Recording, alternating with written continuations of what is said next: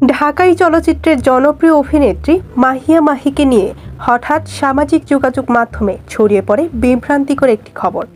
কিছু পোস্টে দাবি করা হয় বাংলাদেশি অভিনেত্রী মাহিয়া মাহির ঝুলন্ত মরদেহ উদ্ধার করা হয়েছে। বিষয়টি নজরে আসতেই রোববার মধ্যরাতে নিজের ফেসবুক পেজে একটি পোস্ট দেন মাহি। তিনি লেখেন, আমি আছি, মরি নাই রে ভাই। বর্তমানে যুক্তরাষ্ট্রের নিউ ইয়র্কে অবস্থান করছেন মাহি। কিছুদিন ধরে অভিনয় থেকে নিজেকে দূরে রেখেছেন, তবে মাঝে মধ্যে ফেসবুকে উপস্থিত হন নিজের খবর জানাতে। 2012 সালে ভালোবাসার রং সিনেমার মাধ্যমে ঢালিউডে অভিষেক ঘটে মাহিয়া মাহির। প্রথম ছবিতে আলোচনায় আসেন তিনি। এরপর একাধিক হিট ছবিতে কাজ করে নিজেকে প্রতিষ্ঠিত করেন জনপ্রিয় অভিনেত্রী হিসেবে। অভিনয় করেছেন ভারতের কয়েকজন অভিনেতার সঙ্গেও। চলচ্চিত্রের পাশাপাশি তিনি আওয়ামী লীগের রাজনীতিতেও সক্রিয় হন। অংশ নেন জাতীয় সংসদ নির্বাচনে, যদিও নির্বাচনে পরাজিত হন।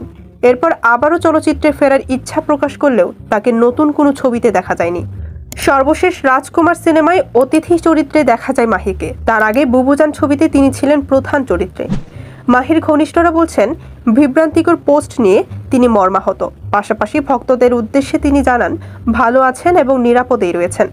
ডেস্ক রিপোর্ট, খবরের দেশ, বিনোদন ডেস্ক।